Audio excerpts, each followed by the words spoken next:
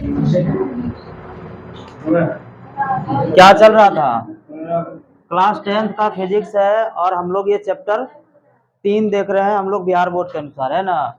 Chapter का नाम है मानव नेत्र, वायुमंडलीय अपवर्तन और वर्ण विक्षेपण। इसमें हम लोग 2 क्लास पहले भी ले चुके हैं। अब आज का टॉपिक है जरा दृष्टि दोष। कल आंख का दोष हम लोग देख रहे थे, याद है। और आंख में जो दोष होती है और उस दोषों में क्या क्या पढ़े थे, निकट दृष्टि दोष और दूर दृष्टि दोष, उसको एकदम डिटेल में समझ लिए थे। उसमें कहीं दिक्कत है तो बोलो, फिर आगे बढ़े। किसी को नहीं है? चलिए तो आगे देखते हैं कि रिवीजन करा दें। देखो एक बार और, दूर दृष्टि दोष जो होता है उसका क्या होता है, लेंस क्या हो जाता है, पतला, है ना। लेंस हो जाता है पतला, आंख का लेंस हो जाता है पतला, और वो प्रतिबिंब कहाँ बन जाता है, दर्पण के पीछे। तो दर्पण के जब पीछे बन जाता है तो उसको दूर करने के लिए कौन सा लेंस का उपयोग करेंगे, आप बताइए बाबा। पलाया था, दूर दृष्टि दोष को दूर करने के लिए कौन सा लेंस का उपयोग करेंगे, कहो। बता भी दिए थे कि दूर 2 अक्षर का लिखल है तो इसका आंसर क्या होगा, 3 अक्षर का। और अगर यदि निकट, निकट दृष्टि दोष यहाँ उत्तल होगा। अगर निकट दृष्टि दोष हुआ 3 अक्षर का लिखा है तो इसका आंसर क्या होगा, अवतल, 4 अक्षर का। तो एकदम इजी है, कुछ भी हार्ड नहीं है। आज हम लोग देखेंगे जरा दृष्टि दोष। कभी कभी आप लोग गौर किए होंगे कि उसको दोनों प्रकार का बीमारी हो जाता है। ये अक्सर बीमारी होता है पुरानी आंखों में, यानी कि बूढ़े लोग में, है ना। जब आदमी क्या हो जाता है, बूढ़ा, जब आदमी बूढ़ा हो जाता है उसकी जो सिलियरी मांसपेशी है वो संकुचित और वो जो होता है फैलता कम है ना। जब कम फैलने लगता है तो क्या होगा, जैसे देखो ये मान लीजिए अपना नेत्र है, लेंस, और यहाँ पे क्या है ना। और ये क्या करेगा, ये एक समय के बाद जो है काम करना थोड़ा स्लो हो जाता है इसका, तो ये फैलता कम है, सिकुड़ता कम है। तो दोनों प्रकार के दोषों से वो माने दोनों प्रकार का दोष उसमें आ जाता है। तो उसको दूर करने के लिए हम लोग क्या करेंगे, दोनों प्रकार का उसको लेंस लगाना है। यानी कि उसको जो चश्मा लगेगा वो द्विफोकसी लगेगा। द्विफोकसी करने का मतलब ये है, ये देखिए ये आपका चश्मा है, ठीक है। और ऊपर के साइड में जो है यहाँ पे अवतल लगा दो, कौन सा, क्योंकि ऊपर से दूर ना देखेंगे, ऊपर से क्या देखना है, दूर। और जब नीचे से देखेंगे तो पास का चीज नीचे से देख लेंगे, तो नीचे क्या लगा देंगे, उत्तल। आ रही बात समझ में। तो इसमें दोनों प्रकार का लेंस लगा दिया जाता है ताकि आपको दूर का भी दिख जाए, पास का भी दिख जाए। चश्मा देखना ना, बूढ़े आदमी का चश्मा, उसमें देखना 2 टाइप का होता है, एक नीचे दूसरे लेंस रहता है, ऊपर दूसरा लेंस रहता है। गौर करके देखना तो दिख जाएगा, वहां पे वो दिखता ही है, 2 प्रकार का दिखता है। लेंस जो होती है 2 प्रकार की होती है वहां पे, तो उत्तल होता है अवतल, तो दोनों प्रकार के लेंस। तो जरा दृष्टि दोष क्या लिखेंगे, जरा दृष्टि दोष में दोनों प्रकार का दोष हो जाता है। उसको ना पास का सही सही दिखता है और ना ही दूर का सही सही दिखता है, इसीलिए उसको दोनों प्रकार के लेंसों का उपयोग करते हैं ठीक करने के लिए। तो इसका आंसर यही होगा। अभी लिखा देते हैं इसको, समझ में आ गया ना बात, लिखा दें, लिखिए।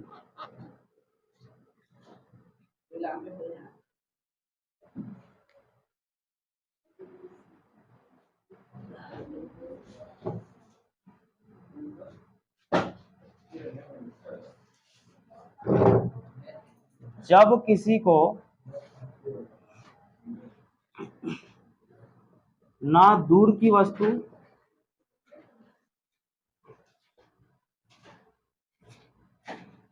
साफ साफ दिखे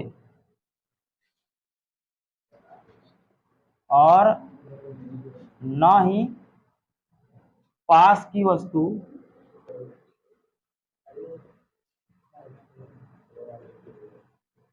साफ साफ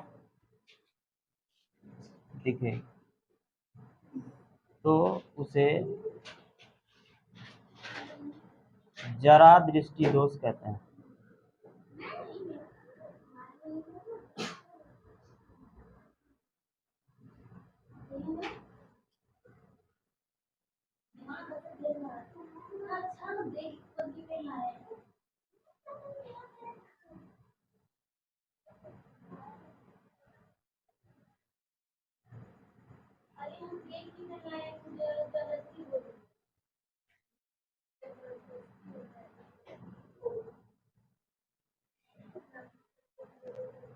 इसका कारण क्या है कि सिलेरी मांसपेशी का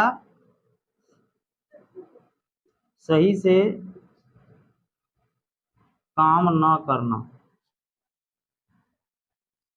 इसकी उपचार क्या है?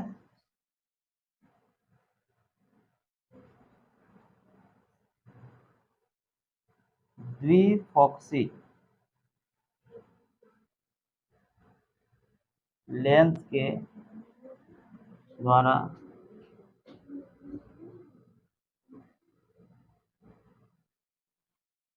ठीक किया जा सकता है।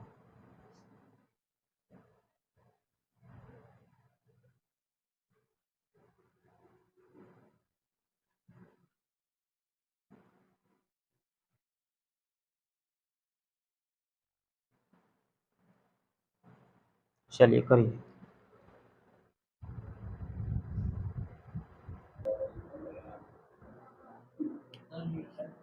मोतियाबिंद के बारे में पढ़ा दिए थे।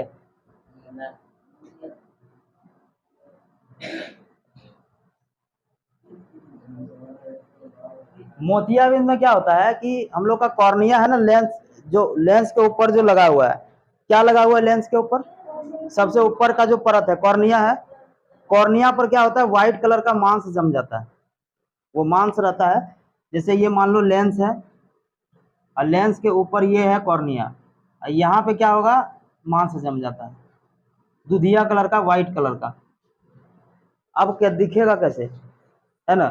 तो क्या करेगा डॉक्टर, इसी का ऑपरेशन कर देता है। इसका ऑपरेशन कर दिया, ये हटा दिया, अब एकदम झकझक उसको दिखने लगता है। तो मोतियाबिंद बहुत बड़ा बीमारी नहीं है, आराम से उसको ठीक किया जा सकता है, ठीक है, ऑपरेशन के द्वारा। बात समझ में आ रही है? तो लिखिएगा, लिखिए लिखिए। लेंस के ऊपर, लेंस के ऊपर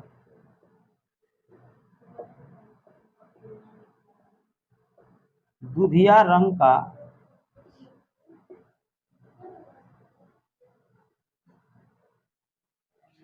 मांस जम जाता है, इसे ही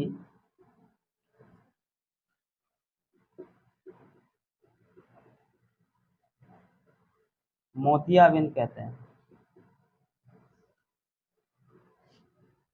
उपचार क्या है इसका? इसे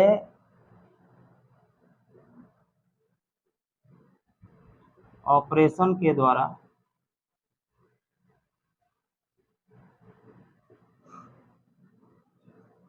ठीक किया जा सकता है। ऑपरेशन करा लीजिएगा, सही हो जाएगा।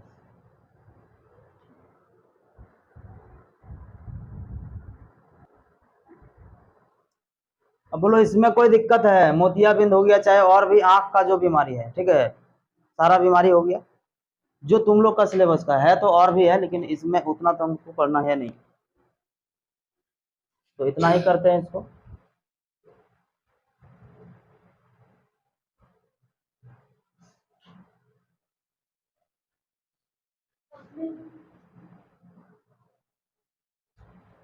नेत्रदान करना चाहिए कि नहीं? नेत्रदान करना चाहिए या नहीं? जैसे मरने के बाद लोगों को नेत्रदान करने चाहिए, बहुत जरूरी है। देखो क्या है ना कि 3.5 करोड़ आदमी के आसपास जो है, 3.5 करोड़, 3.5 करोड़ बहुत बड़ा आंकड़ा होता है। 3.5 करोड़, 3.5 करोड़ आदमी जो है विकासशील देश, विकासशील देश मतलब हो गया जैसे हम लोग का देश जो है, जो भी विकसित हो रही है, ठीक है ना। 3.5 करोड़ आदमी के आसपास जो है वो अंधा है, और इसमें से 45 लाख के आसपास जो है वो सिर्फ और सिर्फ कॉर्निया का प्रॉब्लम है, जो मैंने यही कॉर्निया उसका खराब है, ठीक है ना। तो कॉर्निया का खराब कितना है, 45 लाख लोगों के, और इसमें से भी 45 लाख का जो है 60% जो है वो मात्र 12 साल से कम उम्र का बच्चों का है। तो अगर सब मरने के बाद अगर यदि आंख दान कर देता है, आंख का कौन सा भाग दान होता है? कॉर्निया। तो कॉर्निया दान कर देता है, मरने के बाद उसका कोई यूज तो है नहीं, कोई यूज नहीं, उसको जला देता है या फिर दफना देगा। लेकिन अगर वो दान कर देता है तो वो कितना आदमी का क्या करेगा? जीवन को रक्षा कर सकता है, भविष्य उसका उज्जवल कर सकता है कि नहीं? तो करना चाहिए नेत्रदान। हम सभी को, सबको जो है मरने के बाद प्रण करना चाहिए कि जो है घर वालों को बोल दें कि हम मर जाते हैं तो उसके बाद क्या करना है? नेत्रदान कर देना है। इतने आदमी का तुम जीवन बचा सकते हैं। बात समझ में आ रही है? तो मरे से पहले घर वाला को बोल देना है। क्या बोल देना है? कि हमारा आंख जो है दान कर देना है। दान कर दीजिएगा, कुछ नहीं, एकदम छोटी सी प्रक्रिया होती है, 10-15 मिनट का। डॉक्टर या तो तुम्हारे घर आ जाएगा या तो तुमको हॉस्पिटल ले जाएगा, मैंने जो व्यक्ति मर गया उसको 10-15 मिनट में हो जाएगा। ये प्रक्रिया जो है 4 से 6 घंटा के अंदर हो जाना चाहिए, क्योंकि 4-6 घंटा तक आंख जो है जिंदा रहता है, उसके बाद मर जाता है आंख को। हाँ, वो फिर अपने लैब में रख लेता है, वो रह जाएगा हमेशा के लिए, जब तक वो रखना चाहेगा। तो वो जो है आंख नहीं ना निकलता है, कॉर्निया, तो वो 4-6 घंटा के अंदर लेकिन निकाल लेना पड़ेगा। इसके अलावा भी और चीज है कि किसको दान नहीं करना चाहिए? वैसे आदमी जो बीमार है।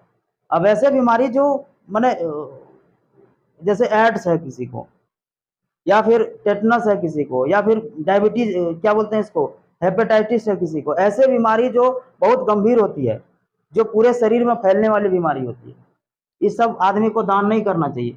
बाकी जो है नॉर्मली कर सकता है, सभी कोई कर सकता है, ठीक है ना? तो ये सब है जो थोड़ा ध्यान रख लो। आगे देखते हैं क्या है।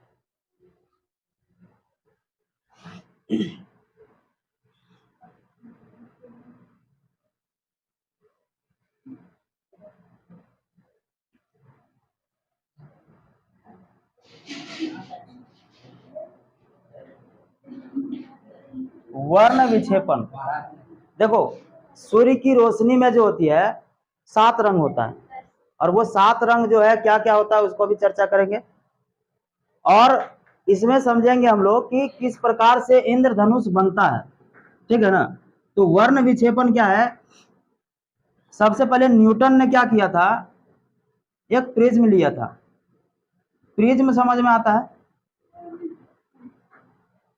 प्रिज्म त्रिभुज का 3D फिगर है। जैसे उसको हम बना करके दिखाते हैं, प्रयास करते हैं समझाने का।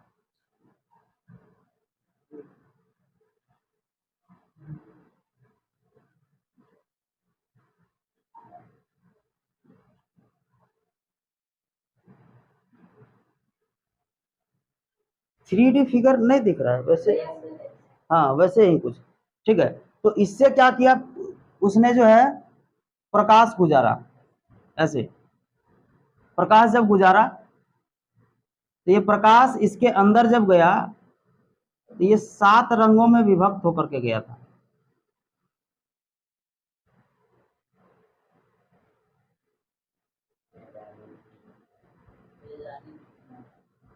ठीक है, कितने रंग में गया? 7 रंग में। और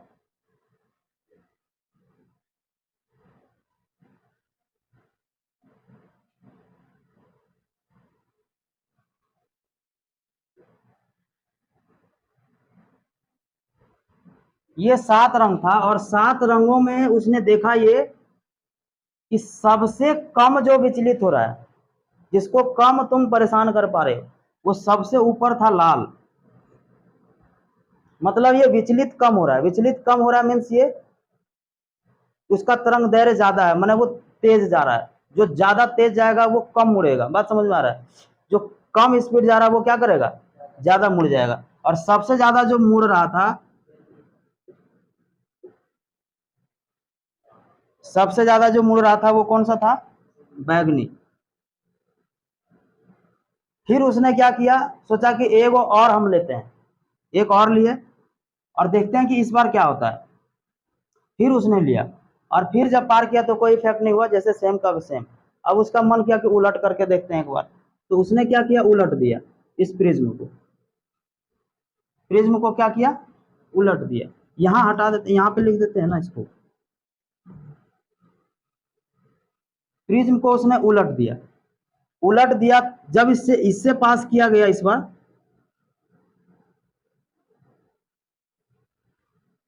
तो ये प्रकाश जो है फिर वापस आकर के क्या किया, एक जगह आकर के ऐसे हो गया, मैंने मुड़ गया, फिर ये निकल गया। बात समझ आ रही? तो ये क्या हो गया, आपतित किरण। ये क्या हो गया, निर्गत किरण। निकलने वाली किरण को क्या कहते हैं, निर्गत किरण। तो ये आपतित किरण हो गया।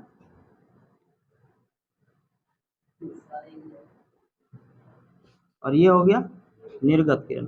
अब यहाँ पे देख पा रहे हैं कि सबसे ज्यादा जो मुड़ा है वो बैगनी है, कौन सा है, और सबसे कम कौन सा है, लाल। हालांकि इसका नाम हम लिख देंगे बढ़िया से, इसके लिए टेंशन नहीं है, बैगनी।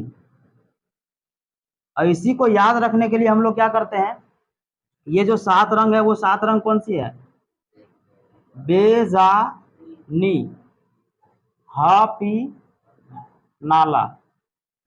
बे मतलब क्या हो गया, बैगनी। जा मतलब जामुनी। नी मतलब नीला। ह मतलब हरा। पी मतलब पीला। ना मतलब नारंगी।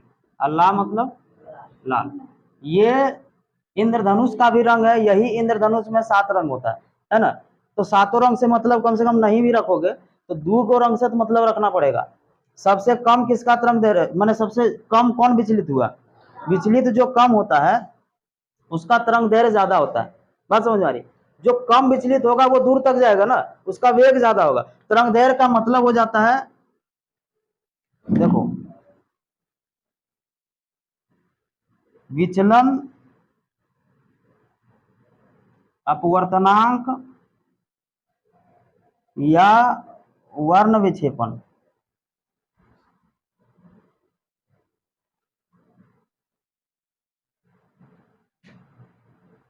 सबसे ज्यादा बैगनी का होता है, किसका होता है, बैगनी। बैगनी का होता है। जबकि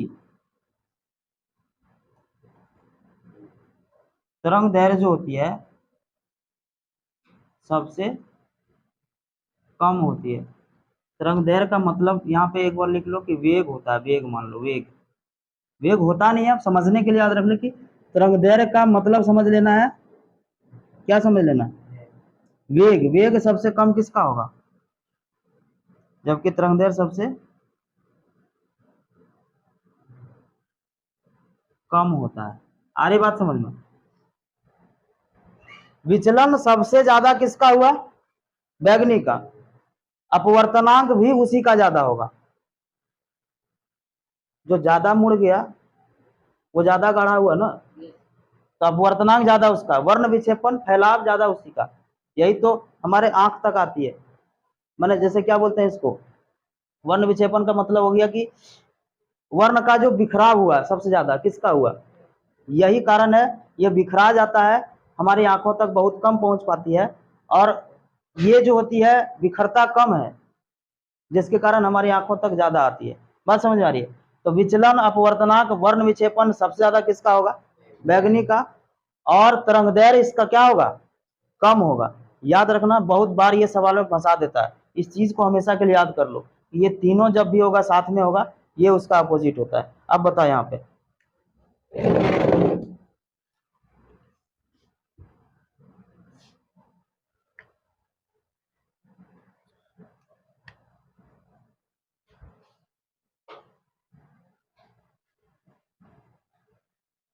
विचलन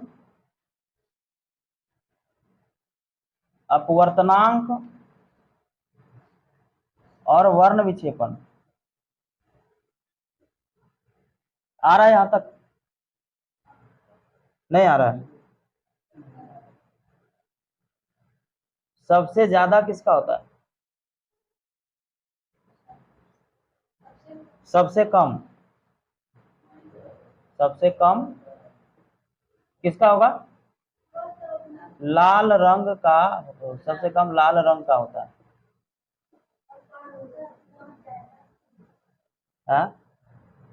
सबसे कम लाल रंग का होता है। जबकि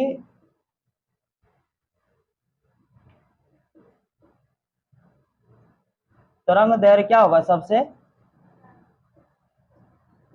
तरंग दैर्घ्य सबसे ज्यादा होता।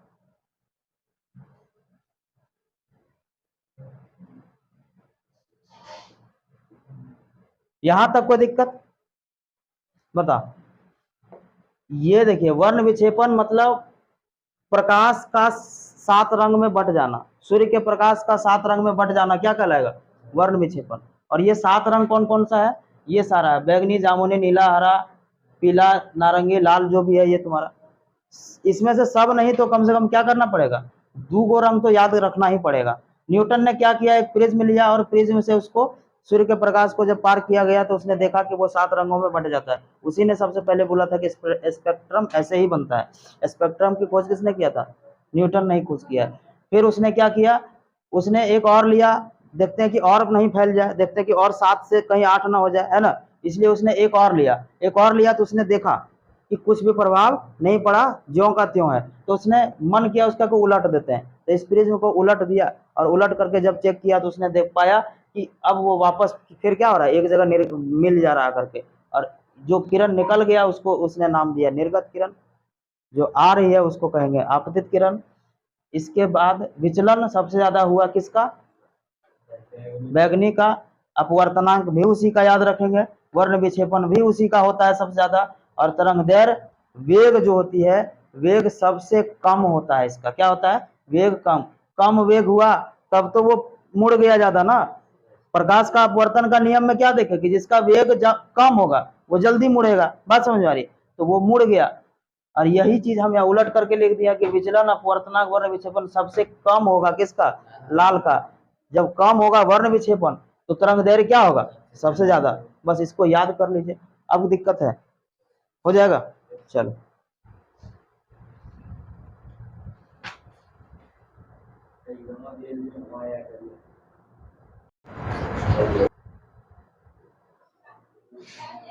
तो इसमें और क्या है देख लो, इसका और इसका खोज किसने किया था, न्यूटन ने खोज किया। और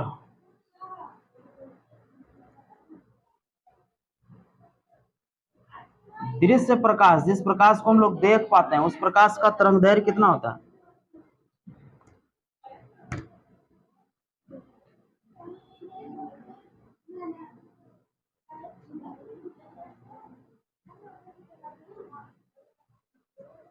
3900 एंगस्ट्रॉम से लेकर के 7800 एंगस्ट्रॉम तक।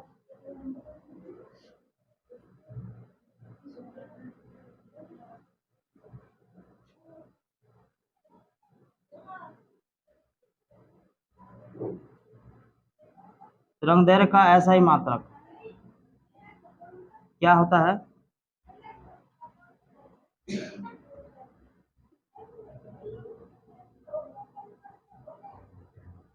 एंगस्ट्रॉम। ठीक है, ये सारा चीज है। इसके अलावा हम लोग देखते हैं,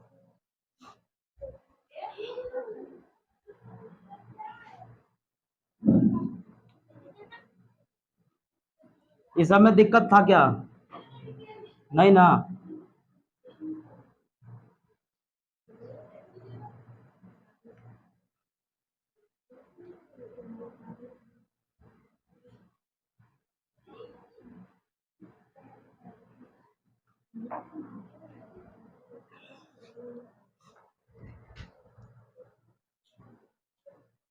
अगला टॉपिक है इंद्रधनुष। इंद्रधनुष को कितने आदमी ने देखा है, सभी नहीं देखा होगा, है ना। वो कब निकलता है, पानी पड़ने के बाद। और भी कोई कंडीशन, पहले निकल जाता है, निकल जाता है पर उस जगह पे पानी पड़ रहा होता है ना। तो इसका देखो सबसे पहले तो ये है कि ये निकलेगा कब, निकलेगा सुबह या शाम में, कब,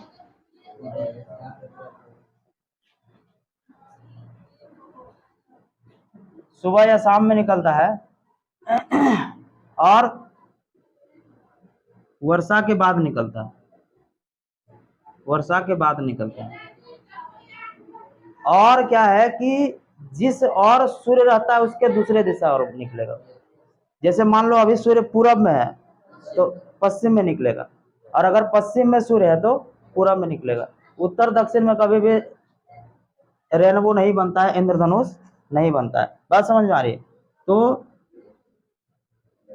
सूर्य के विपरीत दिशा में बनता है। कैसे बनता है उसी पे चर्चा करेंगे, ठीक है। देखो ये वर्षा का बूंद है, एक बूंद। कितना बूंद है? एक बूंद। होता असंख्य है लेकिन एक बूंद हम लिए।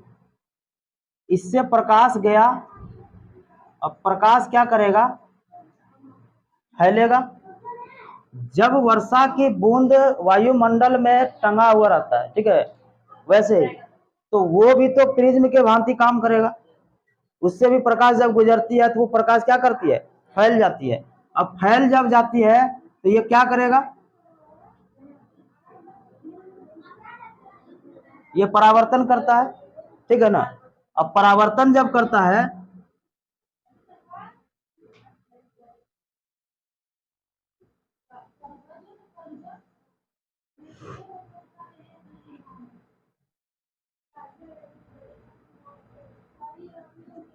ये परावर्तन जब करता है तो क्या करता है कि वहां से ये परावर्तित होकर के फिर यहां से क्या करेगा? फिर ये फैल जाता है। क्या करता है? फिर ये फैल जाता है और हम लोग की आंखों तक जो आती है वही चीज आता है, क्योंकि वहां पे जो है जो बैगनी रंग है उसका तो क्या है, तरंग दैर्घ्य कम है, तो वो तो वहीं विलुप्त हो जाता है। लाल रंग जो है थोड़ा सा ज्यादा आता है, हालांकि वो अलग अलग देखना मुमकिन नहीं है, लेकिन सातों रंग वहां पे होती ही होती है। लेकिन ज्यादा कौन सा दिख जाता है? लाल वगैरह ज्यादा दिख जाता है। तो यही है श्वेत, यही यही जो कलर होता है यही इंद्रधनुष बनता है। कैसे बनता है इस चीज को फिर से हम बता देते हैं। देखिए प्रकाश जब वर्षा की बूंद पर पड़ता है, जो वायुमंडल में कण फंसा हुआ है या फिर वहां पे वर्षा हो रही है, तो वो जो बरसात में जो वो वर्षा का बूंद एक तो है, उस बूंद का हम यहाँ पे लिए हैं, और यहाँ क्या करेगा? ये जो है यहाँ से परावर्तित करता है। ये अपवर्तन हुआ, अपवर्तन होता है, यहाँ से पूर्ण परावर्तन हुआ, और पूर्ण परावर्तन होकर के तुम यहाँ खड़ा रहते हो और तुम्हारी आंखों तक क्या होती है? ये आती है, और जब आती है तो तुमको वो दिखता है। बात समझ आ रही है? और कुछ नहीं है। यही इसी प्रकार से रेनबो बन जाता है। तो यहाँ लिख दें इसको। जब हाँ ये ऐसा क्यों होता है ना, ये ऐसा ही सिर्फ नहीं होता, ये पूरे गोल होता है।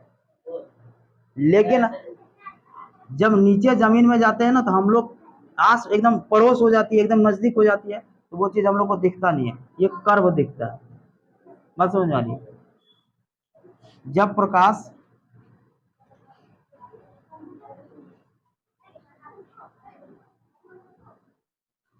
वर्षा की बूंदों पर पड़ता है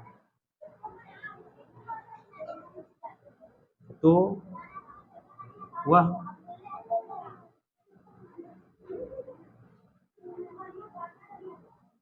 प्रिज्म की भांति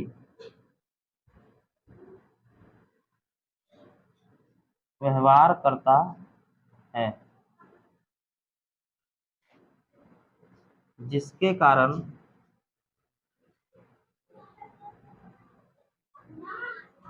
इंद्रधनुष का निर्माण होता है। करिए।